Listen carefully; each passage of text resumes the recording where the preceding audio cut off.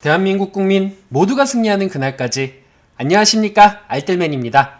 2022년도 1월 19일 장마감 정리 빠르게 시작하겠습니다. 일단 코스피는 점심쯤에 좀 반등을 하나 싶더니 다시 오후장에 하락을 하면서 외국인이 개인과 기관의 물량을 받으면서 마이너스 0.77% 하락 마감을 했습니다. 코스닥은 오전 10시쯤에 반등을 하나 싶었는데 하락세를 이어가면서 오늘 마이너스 1.06% 하락 마감을 했습니다. 오늘 증시의 전반적인 하락에 대한 이슈로는 미국이 긴축 강도가 강화될 것이다 라는 전망이 이어지면서 이 여파가 오늘 이어졌는데 이게 장 후반까지도 이어져 갔다라고 보시면 될 것 같습니다. 그럼에도 불구하고 외국인들은 어떤 종목을 순매수를 했을까요? 1위 SK하이닉스, 2위 삼성 SDI, 3위 삼성전기, 4위 SK스퀘어, 5위 위메이드 순으로 순매수를 했습니다. 순매도 종목으로는 1위 카카오뱅크, 2위 신풍제약, 3위 네이버, 4위 셀트리온, 5위 다날 순이었습니다. 기관들 순매수 종목으로는 1위 SK이노베이션, 2위 삼성전기, 3위 삼성 SDI, 4위 현대오토에버, 5위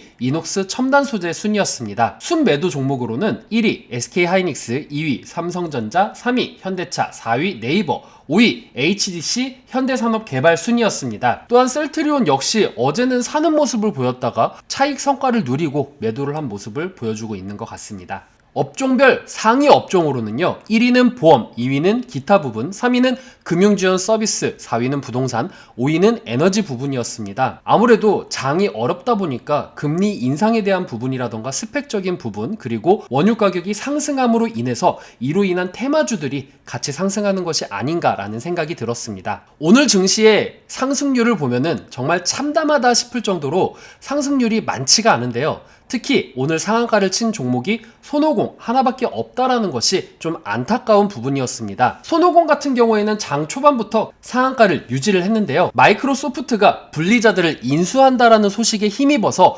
손오공이 블리자드에 대한 유통망을 구축하고 있다라는 사실로 인해서 블리자드 관련주로서 손오공이 상한가를 치면서 상승 마감을 했습니다. 휴센텍 같은 경우에는 황화물계 고체 전해질의 소재 및 합성 공정을 최적화해서 액체 전해질 이온 전도에도 상응하는 고이온 전도성 고체 전해질을 개발했다라고 하면서 상한가가 나왔다라고 하는데요. 시장은 전해질에 대해서도 지금 현재 관심을 가지고 있다라고 생각이 됩니다.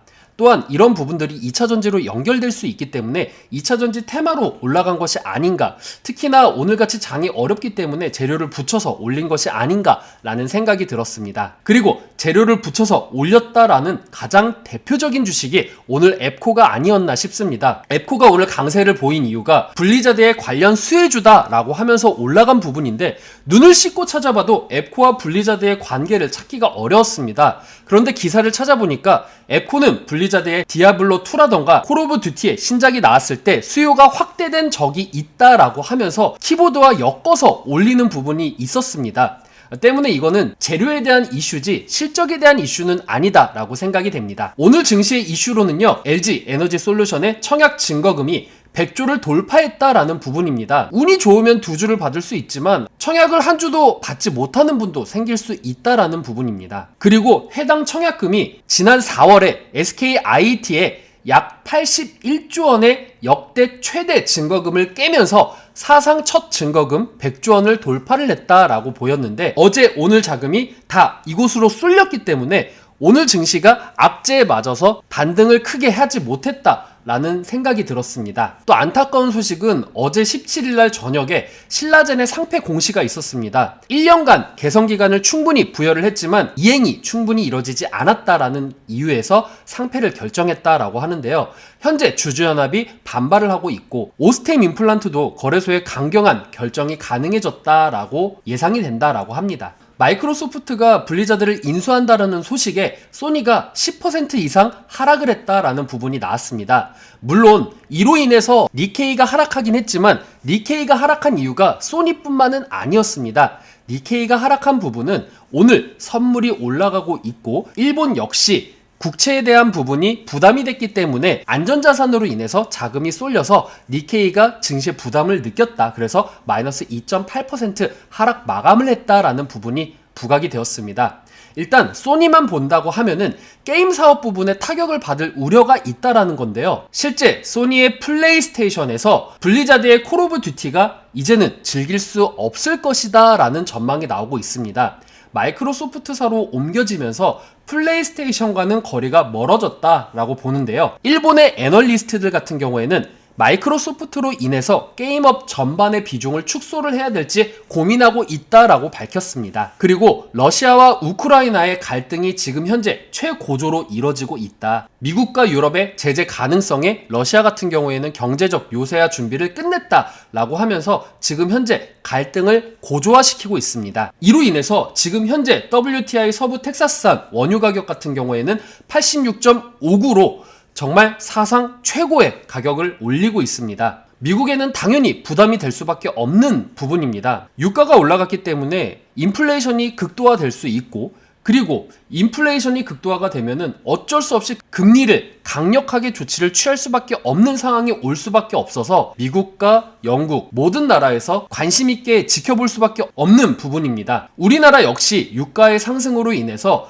성장주들이나 원유를 가지고 생산해내는 기업들이 부담감을 가질 수밖에 없기 때문에 이런 부분들은 국내에도 부담으로 작용될 수밖에 없는 요인입니다. 코스닥에서는 에코프로비엠이 시총 1위로 등극했다라는 기사가 나왔습니다. 셀트리온 기업이 분식회계 이슈로 인해서 점차적으로 떨어졌고, 에코프로비엠은 1년 새 127%를 뛰어서 지금 현재 시총이 역전했다라는 부분인데, 단순히 이 역전했다라는 걸로 끝나는 것이 아니라 전기차 부분이 시총 1위로 등극을 하면서 우리나라를 대표할 수 있는 산업으로 비춰졌다라고 보시는 게 더 명확하게 볼 수 있는 부분이라고 생각을 합니다. 에코프로비엠이 1위로 등극을 하면서 성장주의 대표적인 주식이 2차 전지가 될 수 있을 것이다 라는 부분에 힘입어서 2차 전지주들이 힘을 받을 수 있을 것이다 라는 부분이 부각이 되고 있습니다. 너무나도 감사한 부분입니다. 제가 KTB 네트워크가 상장됐을 때 기업 설명회를 제가 유튜브로 지켜봤습니다. 어떤 한 투자자가 이런 질문을 했습니다. 주주 친환경 정책에 대해서 어떤 정책을 펼칠 것이냐 라는 질문이 있었는데요.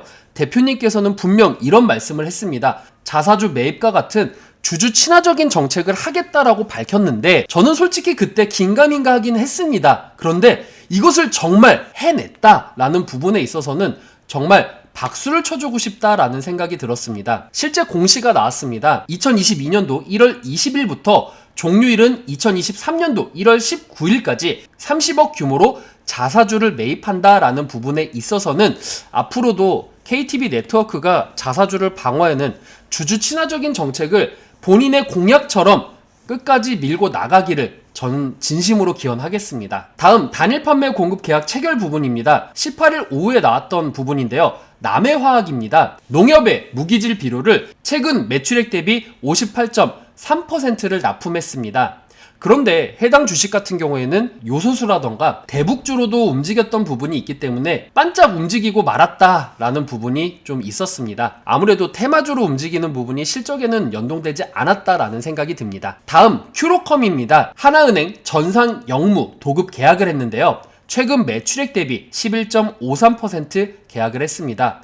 역시 오늘 반짝 올랐다가 내린 모습을 보여주었습니다. 박테리아 부분이라던가 반기문, 메르스 부분에 움직였던 주식이기 때문에 역시 수주로는 움직이지는 못했다라고 생각이 됩니다. 다음 투자 판단에 대한 부분인데요. 두산중공업입니다. 아람코와 협약을 체결했다라는 부분이 부각이 되었는데요. 알카이르 지역 킹살만 조선산업단지에 연간 6만 톤 규모의 주조, 단조 공장을 건설할 계획이다 라고 밝혔습니다. 10년간 운영자로 참여할 예정이며 계약은 약 1조 원 규모로 예상이 된다라고 합니다. 해당 소식에 오늘 두산중공업이 좀 반짝 올라갔다 내려온 부분이 있긴 했지만 그래도 0.26% 상승 마감을 했는데, 앞으로도 해당 부분이 부각이 된다라고 하면은 주가에 분명히 반영이 될 것이다 라고 생각이 됩니다. 다음은 실적에 대한 부분입니다. 한미 반도체인데요. 4분기 영업이익이 357억이 나왔고 컨센서스는 350억입니다. 컨센서스 대비해서 2% 상회를 했는데, 오늘 해당 주식이 그럼에도 불구하고 떨어진 이유는 증권사들이 어디부터 어디까지 나올 것이다 라는 바운더리에 충분히 상회를 하지 못했다라는 부분에 있어서는 조금 하회를 하지 않았나 생각이 됩니다. 유료 리포트를 볼 수 있는 입장은 아니기 때문에 저 같은 경우에는 컨센서스 50% 혹은 100% 상회되는 기업에 초점을 두고 있는 입장입니다. 앞으로의 증시는 지정학적 리스크는 더 부각이 될 것 같다라는 생각이 듭니다. 러시아와 우크라이나의 지정학적 리스크로 인해서 7년 만에 유가가 최고조로 올라갔는데요. 하지만 미국과 유럽이 이를 중재하기 위해서 최대로 노력하고 있는 모습을 지금 현재 보여주고 있습니다. 그래서 이런 부분들이 조금 완화가 돼야지만 증시가 좀 탄력적으로 움직이지 않을까라는 생각이 되고요. 그리고 금리 인상에 대한 위협이 있습니다. 정말 어떤 이슈가 있었나 정말 궁금하신 분들은 제가 상단에 링크 올려놓을 테니까 여러분들 꼭 오늘 시황 따라잡기 확인해 주시길 바라겠습니다. 1월 FOMC 회의 때부터 금리 인상에 대한 이야기가 언급될 수 있고 단기적으로 2월부터 금리가 인상될 수도 있다라는 얘기가 나오고 있습니다. 물론 지금 우리가 받아들이고 있는 실정은 3월인데 2월부터 금리가 인상될 수 있다라고 얘기가 나온다고 하면은 증시에 큰 위협이 될 수도 있는 부분이기 때문에 이런 부분들은 꼭 확인을 하셔야 될 것 같고요. LG에너지솔루션이 어제는 증거금이 30조 원이었습니다. 그런데 오늘 청약금이 100조를 돌파했다. 무려 어제 대비해서 70조가 오늘 더 여기에 들어갔다라는 부분에 있어서는 대한민국 자금들 다 여기 빨려 들어갔구나 라고 생각을 하시면 될 것 같은데요. 환불일인 21일까지는 조용한 장이 될 것 같다라는 생각이 듭니다. 금리가 조기에 인상될 것이다 라는 부분과 대한민국 주변국의 상황이 좋지 않다라는 부분으로 인해서 원달러 환율은 1191.49원까지 올라왔습니다. 1180원, 1170원대로 내려와야지 조금 더 안정적인 모습을 보여줄 텐데 지금은 1200원을 돌파할까 말까라는 의견까지도 나오고 있기 때문에 원달러 환율이 지금 현재 증시의 부담감으로 느껴지고 있고 국채금리 또한 1.877로 너무나도 부담스러운 퍼센트이면서 1.9%까지도 올라갈 수 있을 것이다라는 전망이 나오면서 증시에는 부담감으로 작용하고 있는 실정입니다. 서부 텍사스산 원유도 역시 부담감을 주고 있는 모습입니다. 어제 말씀드린 대로 지금 현재는 블랙아웃 기간이기 때문에 이럴 것이다 저럴 것이다 라는 추측에 의해서 출렁거리는 장이 예상될 것이다 라고 생각이 됩니다. 26일 날 FOMC 회의가 진행되고 그리고 예상했던 부분만큼 진행이 된다라고 하면은 비로소 시장의 불확실성이 해소가 되면서 좀 탄력적이게 되지 않을까라는 생각을 하게 됩니다. 눈여겨봐야 될 것은 역시나 실적입니다. 실적 서프라이즈가 어떤 종목에서 나올 것인가 그리고 지금 업황은 어떨 것인가 라는 것을 체크를 하면서 여러분들께서 시황을 체크해 나가시면은 조금 더 좋은 결과가 있지 않을까라는 생각을 하면서 오늘 장마감 시황은 마치도록 하겠습니다. 오늘의 영상 도움이 되셨다 생각되시는 분들은 하단의 구독과 좋아요, 알람 설정을 눌러주시면 제가 영상을 만드는데 큰 힘이 될 것 같습니다. 시청해주신 여러분들 감사합니다.